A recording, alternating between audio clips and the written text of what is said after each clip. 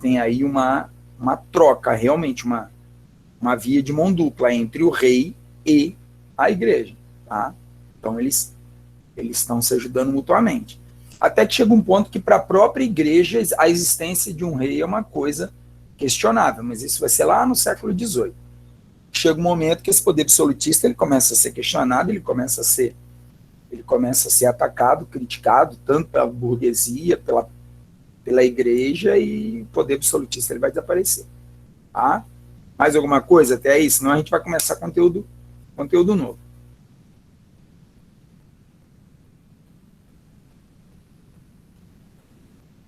Mais alguma coisa?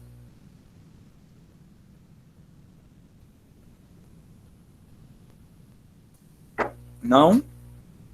Tá. Olha só. O que eu pensei para hoje? O que eu pensei para hoje? O conteúdo que está lá no Moodle já tem a videoaula de reforma e contra-reforma, Karine, dona. Se liga a câmera. Já tem lá a videoaula de reforma e contra-reforma. Se eu fosse dar uma aula aqui hoje de reforma e contra-reforma, o que eu iria fazer? Eu ia repetir a minha aula de reforma e contra-reforma. Qual vai ser a diferença? É que na videoaula eu estou de barba e aqui eu estou sem barba. Naquela videoaula eu estava com 78 quilos, hoje eu estou com 72,5. Essa seria a diferença, porque o conteúdo em si não vai ter nada efetivamente que mude os rumos do conteúdo. Então, o que eu pensei em fazer com vocês hoje? Que eu tentei fazer outro com o primeiro ano e não consegui, mas depois eu descobri como fazer. Nós vamos assistir a minha videoaula de forma interativa. Eu vou pôr a videoaula aqui com vocês, nós vamos assistir ela juntos. Eu vou reforçar e pontuar algumas questões que eu acho pertinentes, tá legal? Vocês vão poder tirar a dúvida que vocês quiserem durante a apresentação da videoaula, tá? Eu vou estar aqui, é só perguntar, é só falar o que vocês querem que eu vou estar à disposição. Beleza? Vamos fazer assim? Pode ser assim? Pode sim. Eu acho que vai ficar legal, tá? Então vamos lá. Tatati, tatatá, tum, pá. Vocês estão me ouvindo? Vocês continuam me ouvindo? Sim. Deixa eu perguntar. Agora vocês estão vendo aí uma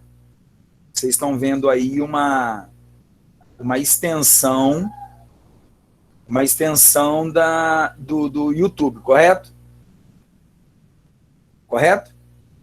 Sim. Seu vídeo. Né? Que é o vídeo. Vocês continuam me vendo aqui onde eu tô? Dá para me ver? Sim. Então vocês estão vendo o YouTube, a aula no YouTube, e também estão me vendo, certo? Certo. Certo. Beleza. Eu vou soltar aqui a giripoca, vou desligar meu vídeo para não ficar pesando o sistema. Vocês continuam me ouvindo, né? Sim. Sim. Continuam vendo a aula do YouTube, correto? Sim. Uhum. Vamos lá então. Noite boa, madrugada, pessoal. Estão ouvindo o áudio? Como é que vocês estão? Sim, dá para ouvir. Então vamos lá. Dando continuidade aí às nossas videoaulas. Vou trabalhar com vocês hoje rapidamente reforma e contra-reforma protestante, certo? Definição de reforma, todo mundo conhece, é rapidinho, movimento religioso que vai romper com a Igreja Católica, né, e desse rompimento faz surgir várias outras religiões, as três principais mais famosas, o luteranismo, o calvinismo e o anglicanismo. Se vocês precisarem de alguma coisa, é só 16, me chamar, né? tá? Eu tô aqui. Mas que vão ter reflexos no século XVII, XVIII, até os dias de hoje. Beleza? Estão me O ouvindo? movimento reformista, ele se espalha por todo o continente europeu, ok? E vai ter influência em todo o continente europeu. No entanto, os três principais pontos, que não eram países ainda, a gente tem que deixar isso muito claro, ainda não eram países unificados, né, estados nacionais modernos unificados, como a gente conhece hoje, mas os três principais, locais foram a Alemanha, Suíça e Inglaterra. Alemanha, luteranismo, Suíça, calvinismo, e Inglaterra, o anglicanismo, né? Mas antes da gente falar de cada um desses movimentos, né, é interessante a gente tentar entender o porquê, né? Os antecedentes, as causas para esse movimento. Alguém levantou de manhã e disse, eu vou romper com a Igreja Católica e vou criar uma nova religião. Não é bem assim. Existem antecedentes para isso. Por exemplo, um dos motivos que leva ao questionamento e o rompimento para a Igreja Católica vai ser a nítida corrupção ao qual o clero, ao longo dos séculos anteriores, foi se submetendo, né? Um clero que vai ficando corrupto, um clero que vai se afastando das concepções originais lá do cristianismo primitivo, né? Que pregava a fraternidade, a humanidade, a humildade, a igualdade, a caridade. Esse clero, né, que a Bíblia trazia, não era o clero que existia. Não era o clero que existia. O clero do século XVI é um clero que está longe disso, é um clero soberbo, é um clero ocioso, é um clero corrompido, sim, é um clero com uma moral em decadência, né? É um clero que dizia uma coisa e fazia outra. Por exemplo, as acusações, né, de corrupção, uma das principais delas era a questão da simonia. O que era simonia? Simonia era vender objetos tanto físicos quanto espirituais ligados à igreja, ligados à religião.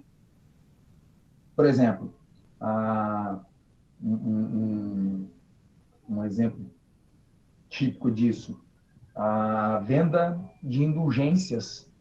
O que era a venda de indulgências? A venda do perdão. Eles vendiam perdão. Se você tem dinheiro, você paga e os seus pecados são perdoados.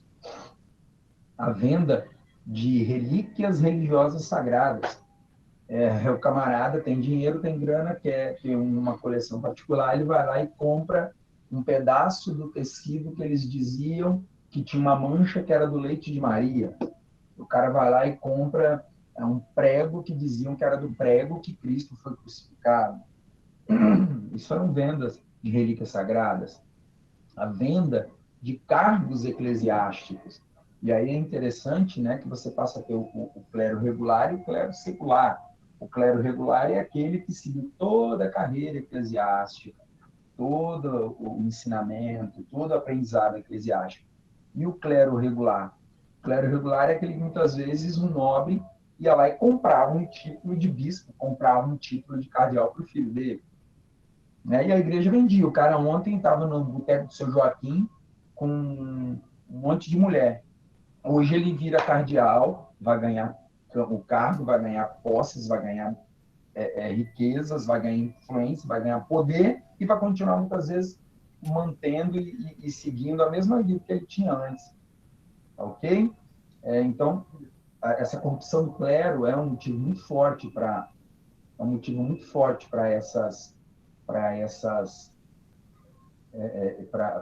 os questionamentos que vão surgir, os questionamentos que vão acontecer dentro da igreja, né? Temos ainda... Meninos, até aqui, alguma dúvida? Não dá para aumentar o som do vídeo, Isabela, infelizmente não dá. O som aquele ali é o máximo mesmo, já está no máximo aqui. Infelizmente. Alguma dúvida, meninos, até aqui? Alguma pergunta? Não. Tá tranquilo? Tá dando para acompanhar? Sim. É legal. É bom que assim a gente faz igual se fosse na sala de aula mesmo, né? Vocês podem ir me perguntando, tento colocar o fone, vendeu perdão. Mas era vendeu perdão mesmo, Isabela, era venda de indulgência. Você pagava a igreja.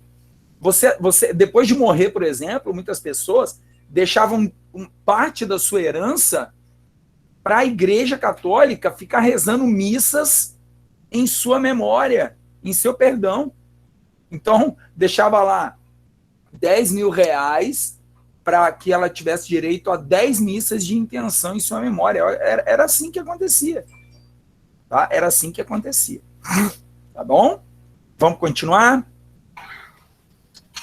Podemos? Alguma dúvida? Não estou vendo o chat mais, não. Pode continuar assim. Então tá, vou seguir, hein? O fortalecimento da burguesia, né? Você tem uma burguesia que começa a ter atritos com a igreja, você tem uma burguesia que começa a ter atritos com a igreja, tá legal? E ela começa a ter atritos com a igreja por quê? Porque muitas vezes essa igreja, ela condenava o lucro da burguesia. Ela dizia que o lucro era pecado.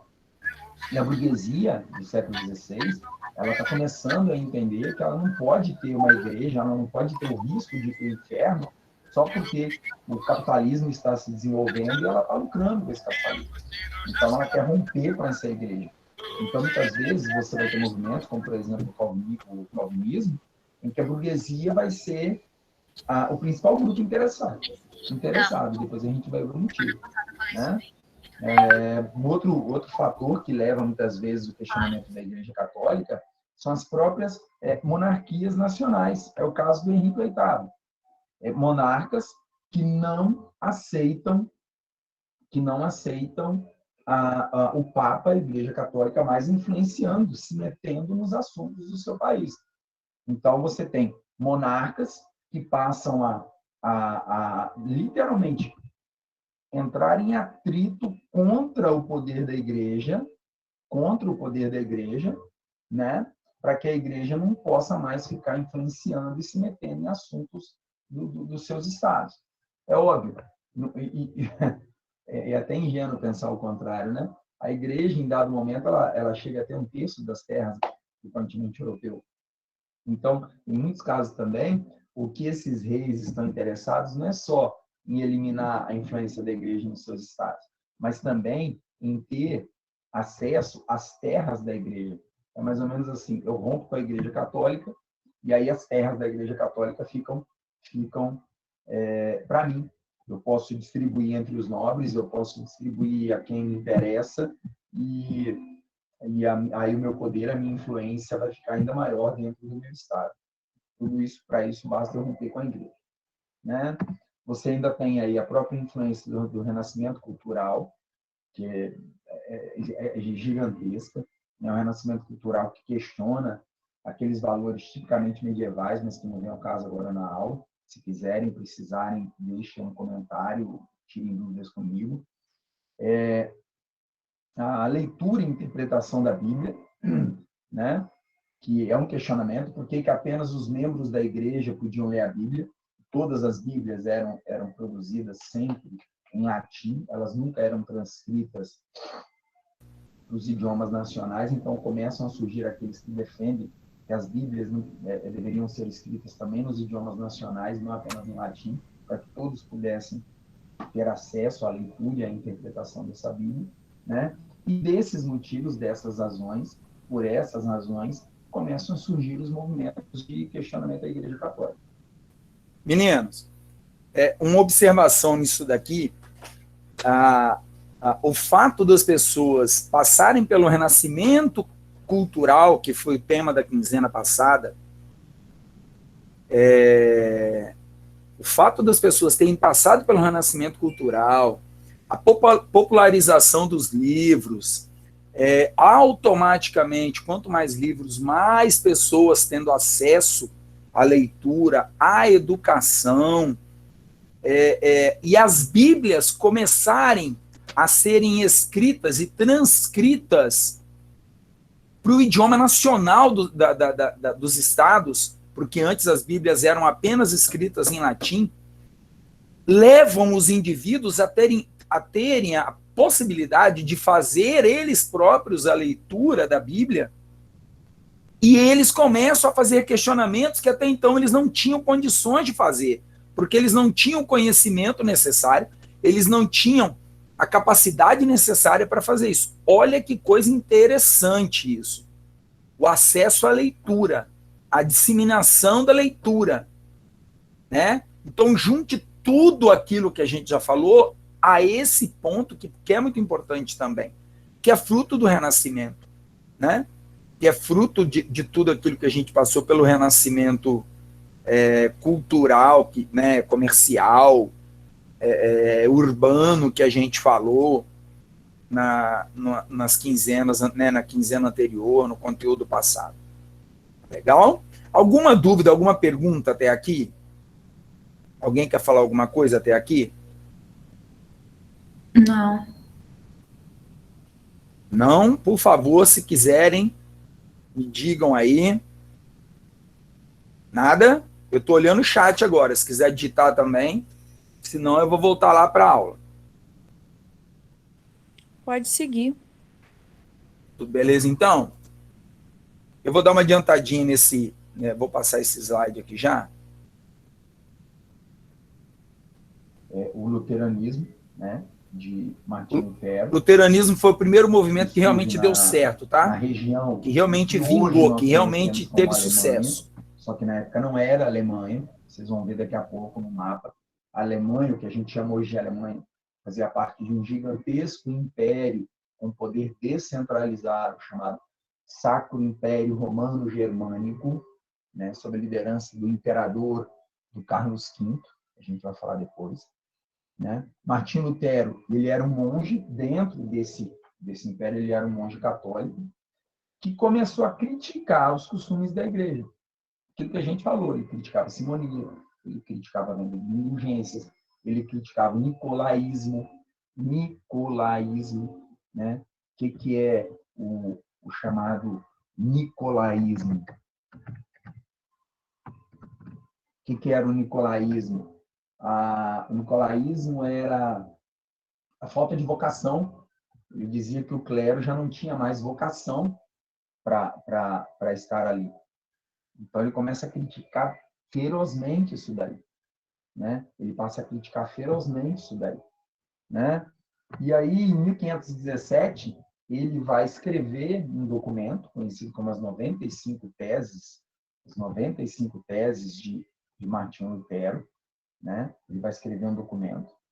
E dentro dessas 95 teses, imagina assim, um texto com 95 apontamentos, 95 questionamentos, aonde ele ataca, ele critica, ele é contrário à postura, aos dogmas da igreja. Ele pega esse documento e ele publica esse documento, ele expõe esse documento, e ele acaba sendo, a Igreja Católica, obviamente, não vai gostar nem um pouco disso, e ele acaba sendo excomungado e condenado à morte pelo Papa, né? E pelo próprio imperador, o Carlos V. Só que aí o que acontece? Ele vai receber a proteção de nobres da Alemanha. Ele passa, então, a receber a proteção de nobres dentro da Alemanha. Tá ok? Ele vai se esconder num castelo dos nobres, e ali ele fica. E durante esse período que ele fica escondido, né, para não ser capturado pelas tropas da Igreja Católica, pelos seguidores da Igreja Católica, ele escreve os princípios básicos do luteranismo. O que está aqui na tela para vocês é tranquilo, é só olhar e observar. Meninos, uma atenção aqui, uma atençãozinha aqui.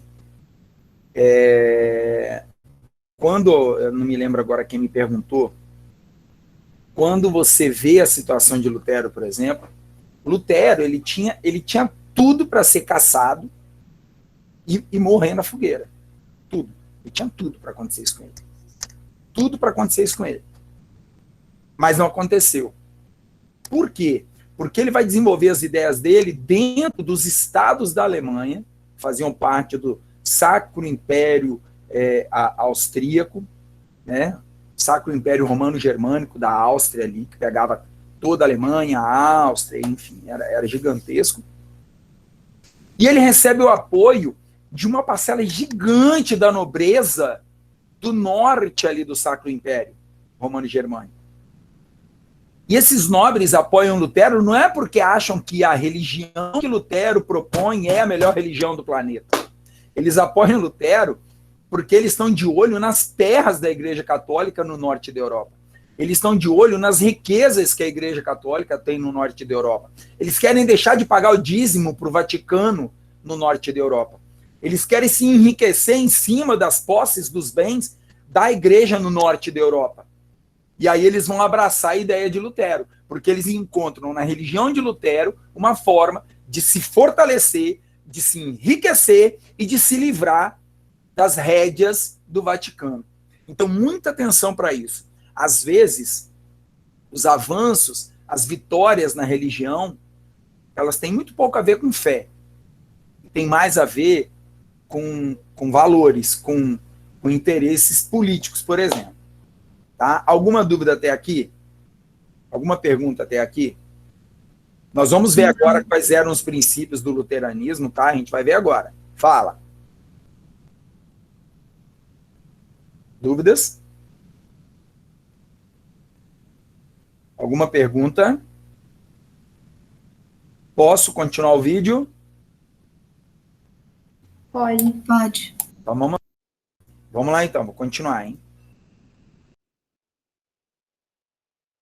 A salvação para ele vai ser única e exclusivamente pela fé. A igreja dizia que a salvação tinha que ser através dos bons atos, da doação, da caridade, do arrependimento, né? Para ele a salvação é única e exclusivamente pela fé, basta você ter fé realmente que você vai ser salvo. Ele vai traduzir a Bíblia para o alemão.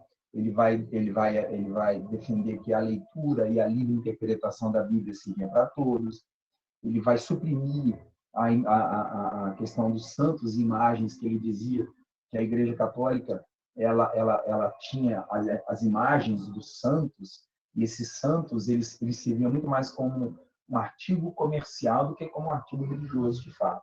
Então, ele suprime, né, a questão dos ícones, ele vai, por fim, ele vai contra a ideia dos ícones, das imagens e tudo mais. Ele defende o fim do celibato dos sacerdotes, não seguir a autoridade papal. A Igreja Católica tem 7 sacramentos, ele vai defender apenas 2, o batismo e a Eucaristia. Então, para você ir para o reino do céu, bastava você ser batizado e fazer primeiro a Eucaristia, e você estava salvo. E aí vem o ponto mais importante, o que realmente salva literalmente a vida de Lutero, né?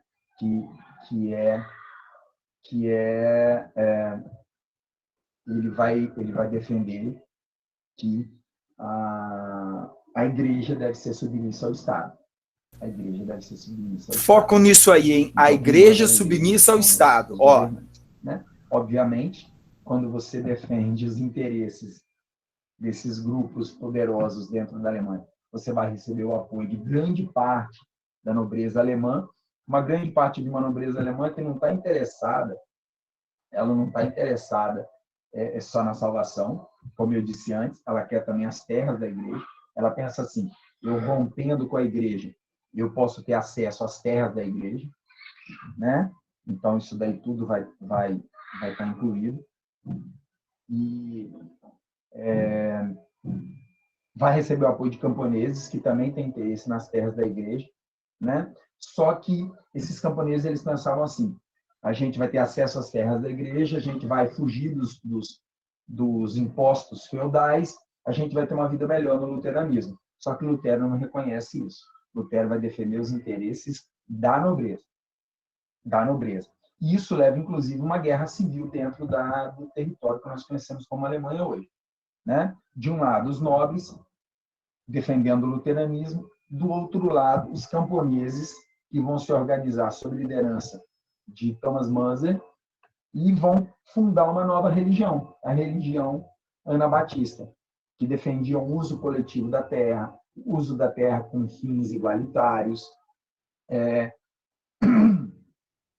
o catolicismo, o cristianismo primitivo, né, tal como Cristo realmente defendia. E essa guerra civil, ela dura de 1524 a 1525, e ela vai causar a morte de nada mais, nada menos do que 100 mil camponeses, né? E Martinho Lutero, nessa brincadeira, Martinho Lutero ficou do lado dos nobres, Martinho Lutero ficou do lado da nobreza, dos poderosos, e não do lado dos camponeses. Então, às vezes, é interessante a gente perceber que vale mais o interesse para salvar a sua ideia do que aquilo que você realmente defende. Escutaram isso, meninos? É interessante perceber que, às vezes, vale mais apenas o interesse nas suas ideias e provar que você está certo do que aquilo que você realmente pensava no início. E Lutero vai fazer isso, cara. Lutero, ele vai mudar o ponto de vista dele para poder salvar a ideia dele. E receber o apoio dessa nobreza. Tá? O porquê da guerra, Isabela? Porque você vai ter nobres que continuam defendendo a Igreja Católica, você vai ter nobres que continuam defendendo a Igreja Católica, tá? Só que você vai ter aquela parcela da nobreza que vai apoiar Lutero, que quer sair fora da Igreja Católica. Então você vai ter, de um lado, um exército chamado Liga Católica, e do outro lado um exército que é a Liga Protestante, de Lutero. E essa guerra vai acontecer, e vai chegar um ponto que eles vão virar e vão falar assim, olha, chega de guerra, vamos fazer as pazes agora, vamos acabar com esses conflitos, vamos estabelecer a paz, né, que é a paz de Augsburg, né? Fugiu aqui agora. E aí fica definido, olha, vai ser uma guerra sem vencedores. E a partir de agora, cada príncipe, cada governante dentro de um estado germânico, porque você não tinha uma Alemanha unificada ainda, cada governante vai definir a religião do seu estado.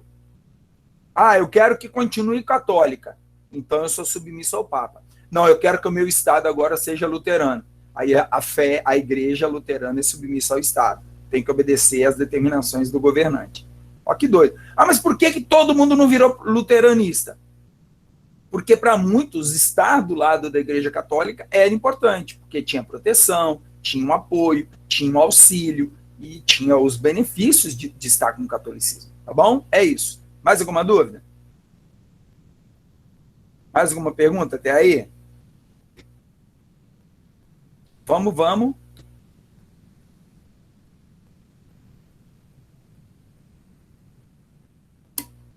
Tranquilo? Podemos seguir então? Então vamos seguir, hein? Desliguei o microfone, desliguei o vídeo e vamos voltar para a aula.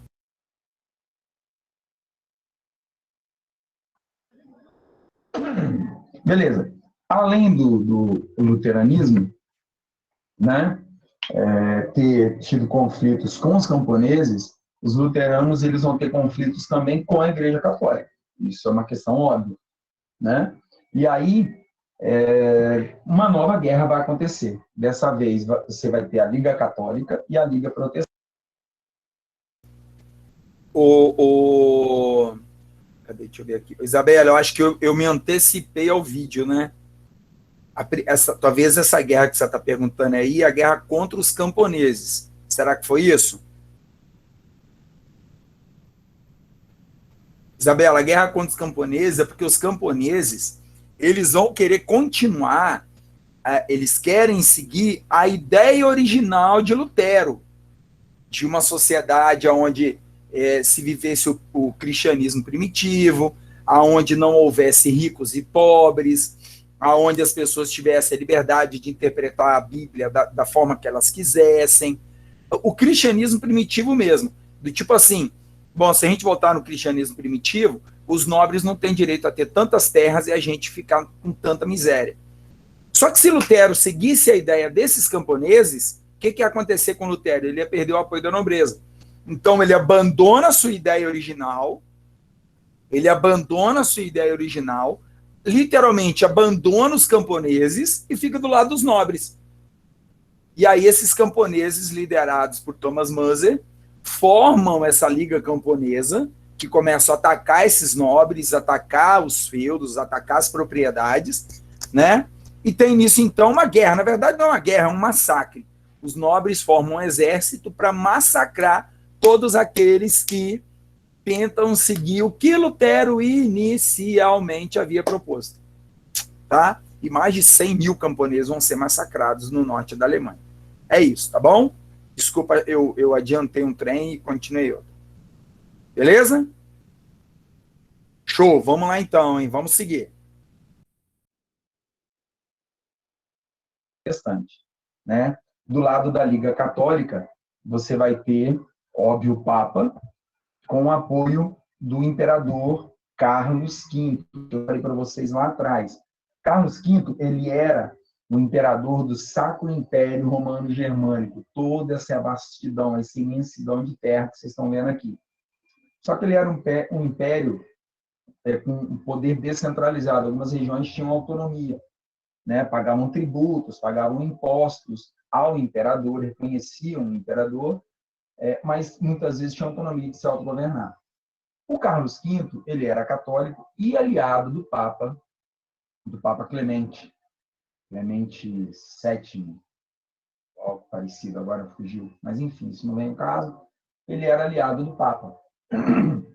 E aí o que vai acontecer? Você vai ter uma guerra, né? A guerra, ela vai durar de 1530 a 1555, vão ser 25 anos de guerra entre católicos e protestantes, tá legal? E, ao final, em 1555, Carlos V, ele vai ser derrotado, né? Ele é derrotado,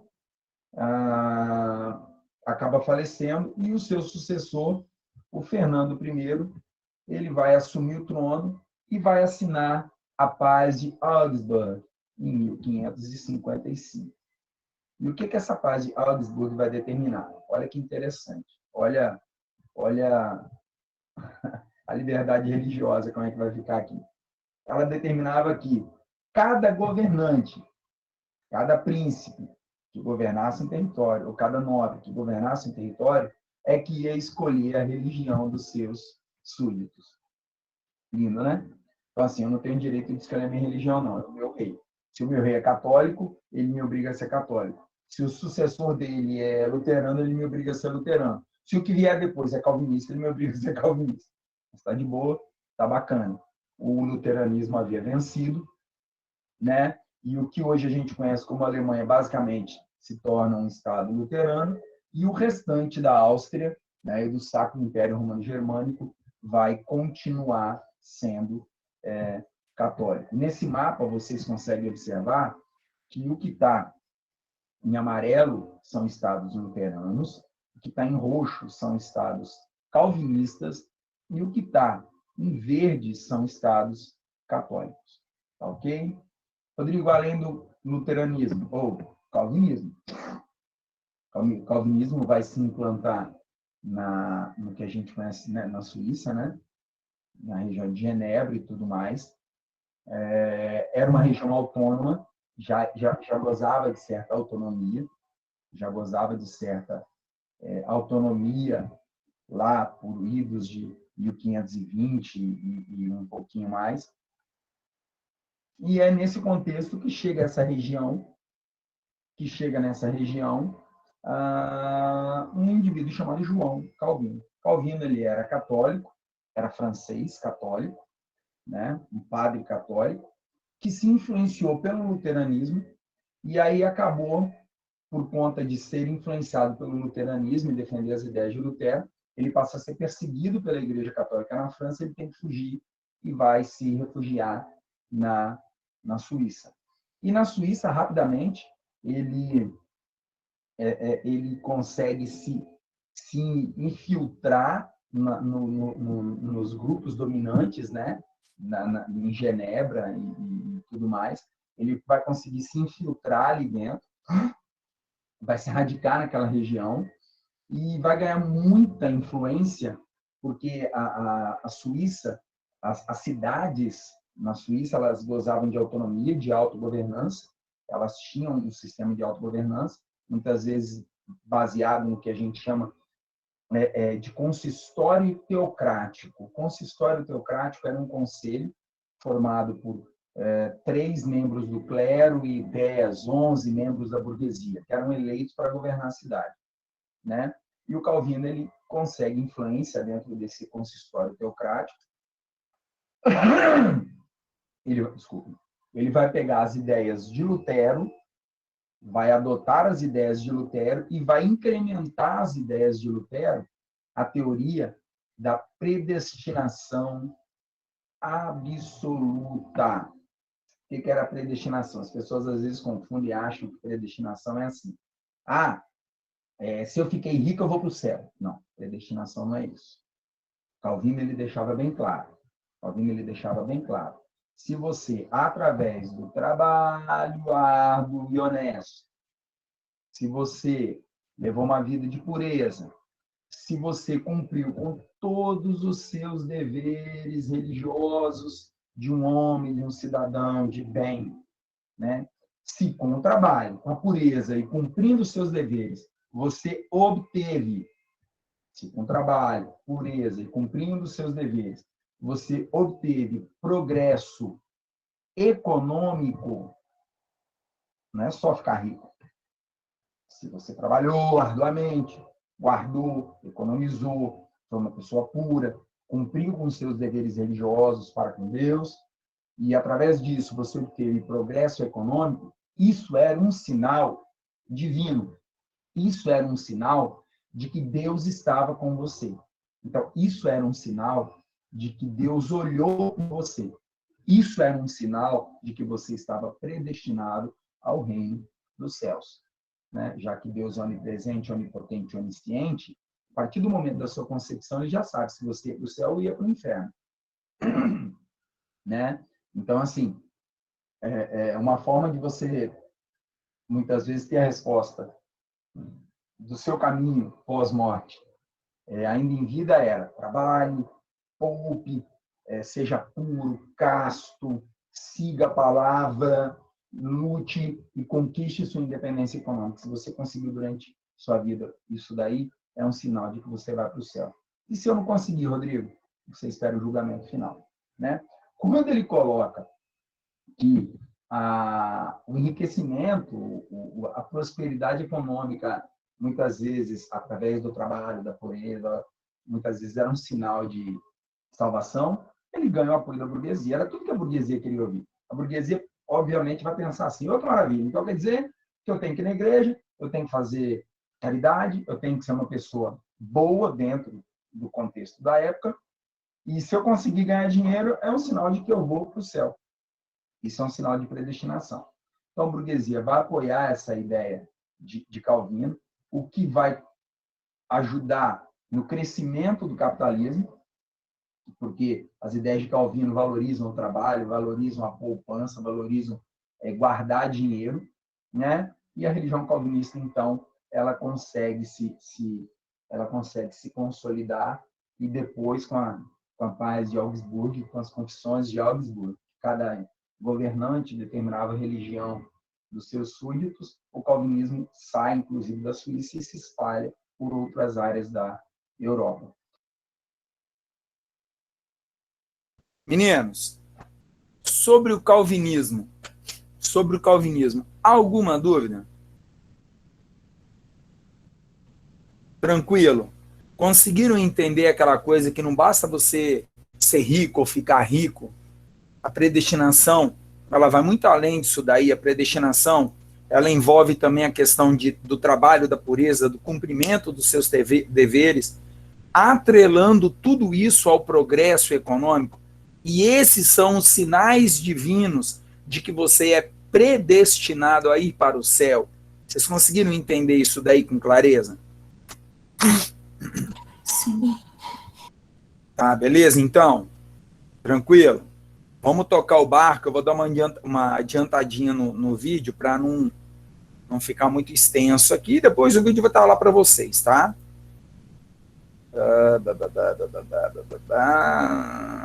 Vamos ver o anglicanismo aqui, então. Né? Henrique VIII, ele era casado com a rainha. Agora falando do anglicanismo, né? Na Inglaterra, Aragão, tá? Que ela era, a Catarina de Aragão, que era filha da rainha de Aragão, né? E a Aragão Catarina Reino, de Aragão tá? era tia do Carlos V. Tá legal? Vai ter uma importância muito interessante isso aí. A Catarina de Aragão era tia de Carlos V. O que o Henrique VIII vai fazer? Henrique VIII, há muito, ele queria se libertar da influência da Igreja Católica. Ele, como rei da Inglaterra, ele tinha interesse nas terras da Igreja Católica, ele tinha interesse nos bens, nos recursos da Igreja Católica dentro da Inglaterra, né? E ele vai se aproveitar de uma situação do privado, do casamento dele, para romper com o Papa Clemente. O que ele vai fazer? A Catarina de Aragão, ela teve 6 gestações. 6. Ok? 6 gestações. Dessas 6 gestações, apenas uma vingou, que foi uma filha, a Maria. As outras 5, ou as crianças nasciam natimortas, ou nasciam, viviam alguns dias e morriam depois. Foi o caso, por exemplo, de um príncipe que viveu alguns meses e depois veio a falecer. Então, o Henrique VIII, ele acaba se envolvendo, isso era uma coisa normal, ele acaba se envolvendo com uma dama de companhia da própria Catarina de Aragão, que era Ana Bolena. Ele se envolve com ela, se interessa por ela, e aí ele resolve, para se livrar desse casamento e para evitar crises na sucessão do trono, porque naquele momento ainda não se podia passar o trono para uma mulher, podia haver questionamento e tudo mais, ele resolve pedir anulação do casamento dele com Catarina de Aragão. Ele pede ao Papa que anule o casamento dele com Catarina de Aragão. Tá? E aí tem toda uma história por trás. Catarina de Aragão havia sido casada com o irmão do Henrique VIII. Ela já tinha sido casada antes com o irmão do Henrique VIII, só que o casamento durou alguns meses apenas, porque o irmão dele morreu, coisa de 5 meses depois do casamento. Ela foi e se casou com o Henrique VIII e tudo mais. Mas, enfim, vamos lá. Ele pede a anulação do casamento para poder se casar com Ana Bolena, alegando que a Catarina de Aragão não conseguia gerar filhos homens herdeiros para o trono da Inglaterra. A Catarina de Aragão pede ao Carlos V, que era o imperador do Sacro Império Romano Germânico, que influencia o Papa a recusar a anulação desse casamento. Quando Henrique VIII vê que ele não vai conseguir essa anulação, e de fato não conseguiu, o Papa negou, ele pressiona o parlamento britânico, né? E aí o que acontece? Em 1531, o parlamento britânico edita o ato de supremacia, que transforma no rei, o ato de supremacia transformava o rei no chefe total da Inglaterra. O rei passava a ser o chefe tanto de Estado quanto chefe religioso, né? Então, agora, pelo ato de supremacia de 1531, a Inglaterra ela se declarava livre, autônoma, independente da Igreja Católica. Meninos, observem, o luteranismo. A nobreza apoia Lutero porque quer as terras da Igreja Católica, quer a riqueza da Igreja Católica, quer se livrar da Igreja Católica. Então, essa nobreza apoia Lutero. No calvinismo, a burguesia apoia Calvino porque vê nas ideias de Calvino uma forma de ganhar dinheiro sem cometer o pecado, porque para a Igreja Católica o lucro, a usura, emprestar dinheiro a juros, era pecado. Então, no calvinismo, a burguesia apoia as ideias de Calvino porque vê a chance de poder ganhar dinheiro sem estar cometendo pecado.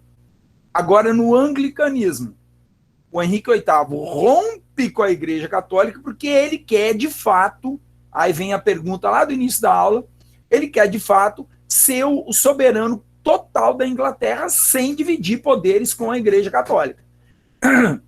Então, ele rompe com a Igreja Católica para assumir esse papel de soberano absoluto da Inglaterra. Vai confiscar as terras da Igreja Católica, vai deixar de pagar dízimo para a Igreja Católica, vai deixar de ficar obedecendo o Vaticano. Vejam, a questão religiosa ela existia, mas os interesses por trás, às vezes, eram muito mais fortes. Tá? Alguma dúvida até aqui? Alguma dúvida até aqui?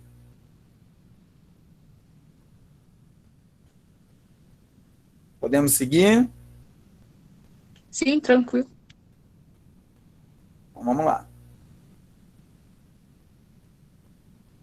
Tá certo? E o Henrique VIII, então, ele se torna o chefe também da igreja dentro da Inglaterra. Com isso, óbvio, ele vai se separar. A religião anglicana ela vai manter o culto e a hierarquia semelhante ao catolicismo. A autoridade papal não vai ser mais Eu adiantei aceita. porque já tem coisa aí que eu falei, tá? Dos cultos, os cultos religiosos vão ser feitos na língua inglesa mesmo, né?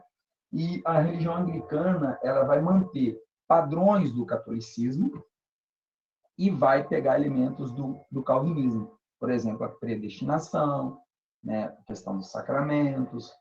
Então, você tem a fusão reforma ou simplesmente reforma católica. É a igreja dando uma resposta à reforma protestante. Tá legal? Quais vão ser essas reformas? Primeira coisa, a igreja ela vai convocar o Concílio de Trento. O Concílio de Trento ele vai durar de 45 a 63, né? 45, 55, ele dura 18 anos. Durante 18 anos, a Igreja Católica discute os novos rumos do catolicismo. Durante 18 anos, a Igreja Católica discute qual caminho a Igreja deve seguir. Óbvio, eles não ficaram 18 anos discutindo e debatendo incessantemente. Eram sessões periódicas, né? De tempos em tempos, eles se reuniam para debater um tema ou outro, né? E o Concílio de Trento, ao final dele, ele chega às seguintes conclusões. Eles vão reafirmar os dogmas do catolicismo, por exemplo, a santidade de Maria, que os protestantes questionavam, a infabilidade do Papa, que o Papa nunca erra, né? A salvação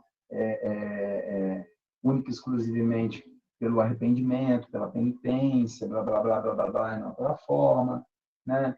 Eles vão criar seminários e o catecismo, que é o que a gente tem até hoje. Eles vão criar seminários para novos seguidores do catolicismo. Eles vão criar o catecismo, as crianças vão ter que começar a frequentar aulas de catecismo para a primeira Eucaristia. Aquela coisa, começar uma educação religiosa desde a criança novinha, para que ela não busque outros caminhos, né, à medida que ela vai crescendo. Eles vão criar o chamado Index. Index é lista. Esse Index era uma lista de livros proibidos, de leituras proibidas. Então, eles criam uma lista de leituras que eles diziam que eram profanas, que eram proibidas, que eram coisas do demônio, né? E uma coisa mais dura que eles vão fazer é a reativação do Tribunal do Santo Ofício, que durante a Idade Média funcionou ativamente. O que servia o Tribunal do Santo Ofício?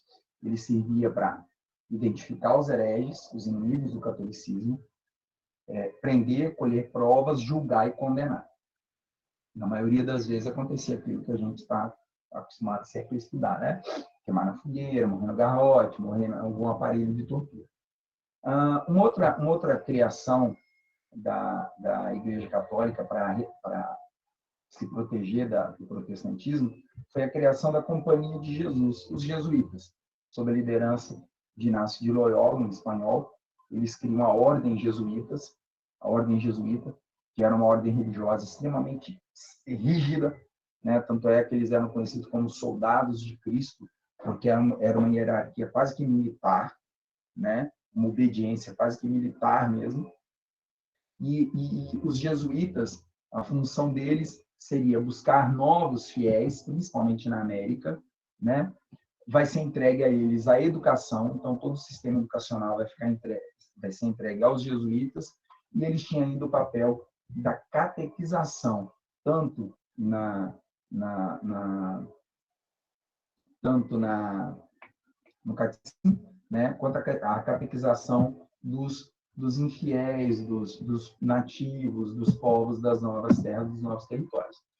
Aqui, para a gente só ter uma ideia né, de como era o Tribunal de Santo Ofício, ou a Santa Sé, a Santa Inquisição, era um tribunal religioso, que julgava, condenava os hereges, os infiéis, que eram os não católicos, e usava de extrema violência, né?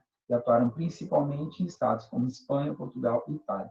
E aqui a gente tem alguns instrumentos, né, que eram utilizados, a máscara, as garras, que era usada para arranhar, para cortar o couro e tudo mais, as mesas de tortura, a Virgem de Nuremberg, o garrote, etc, etc, etc e tal, né? O serrote, a forquilha do herege, o despertador, a cadeira inquisitorial, né? Tinha pera, tinha roda de despedaçamento, etc, etc, e por aí vai.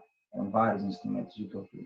E aqui um mapa de como vai ficar a Europa ao final aí do século XV, século XVI, né?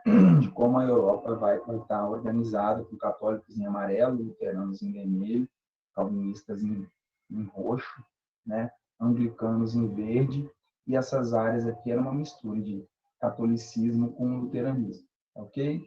Bom, eu sei que o vídeo ficou um pouco longo, eu espero que vocês tenham conseguido entender. Qualquer dúvida, estou à disposição. Valeu!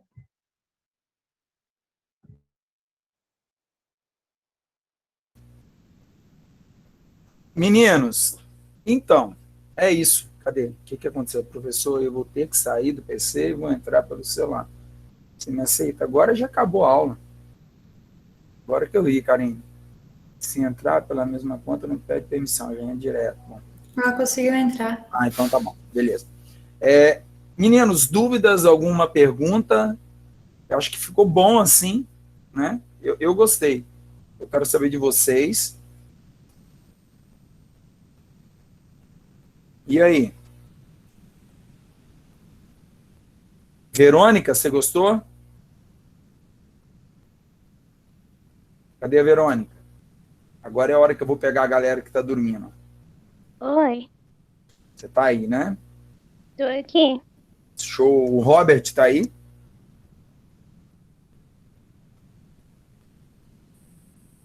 O Robert tá aí? Não, não tá, né? Ele falou no chat, ele tá assim. Falou? E o Rafael Urbano tá aí? O Rafael tá aí? Pode isso, a galera abre e deixa, né? Ele tá falando no chat também. Ué, mas eu não tô vendo o chat aqui. O Murilo Viçosi tá aí? Tô aqui. A Micaela tá aí? Tô aqui. Maria Clara Reis tá aí? Maria Clara Reis tá aí? Ela também falou no chat. Ludmila tá aí, Martins? Ô, professor, é o Robert aqui, tô aqui. Eu tinha mandado no chat, mas acho que isso não... Ludmila Martins tá aí? Lohane Belisário? A Ludmila não respondeu. Tô aqui, professor. Tá, A Ludmila também falou no chat. Lilian Antonoli tá aí? Tô aqui. Letícia Martins? Laís Camille? Tô aqui. A Letícia não respondeu. Karine Dona? A Letícia falou no chat também. Karine Tô Dona aqui, tá aí? Karine. Tô aqui. A Camila Minetti tá aí? Tô. Isabela Zampão? Isabela não respondeu. O Hugo Ribeiro tá aí? Tô aqui, tô aqui. Tá, vamos, Aí Breno. no chat. Tá, o Breno tá aí? Eu tô. Filé do Goiás. Então, gente, é isso. Algum problema ainda? Alguma dúvida? Não. Não? Tá, olha só. Sobre a atividade da quinzena, eu coloquei lá para vocês que a atividade da quinzena de vocês, ela só vai ser liberada semana que vem, Tá legal? Vai ser uma atividade de múltipla escolha. Ela só vai ser liberada semana que vem, na quarta-feira. E vocês vão ter de quarta até sexta para fazer a atividade. Tá? É proposital, ela já está pronta, ela está só no modo oculto lá na sala. É de propósito, para tentar evitar algumas situações que acontecem. E vai estar lá, tá bem? O conteúdo também está lá. Dúvida que vocês tiverem, me mandem pelo Moodle ou pelo grupo de WhatsApp. Não adianta me mandar nada no privado e no e-mail, porque eu não vou responder. Não vou responder. Tá bom? E é isso. Estou à disposição. Alguma dúvida a mais? Se não, vamos almoçar. O Robert, eu vou colocar essa aula lá vou colocar essa aula lá na sala, mas essa aula também está gravada lá. É só você assistir. Tá? Mais alguma dúvida, meninos? A matéria desse questionário vai ser essa reforma contra reforma e o Brasil colônia, no caso? Isso. Isso. Tá. Ok. Então é só essa aula que você passou pra gente, mas aqueles documentos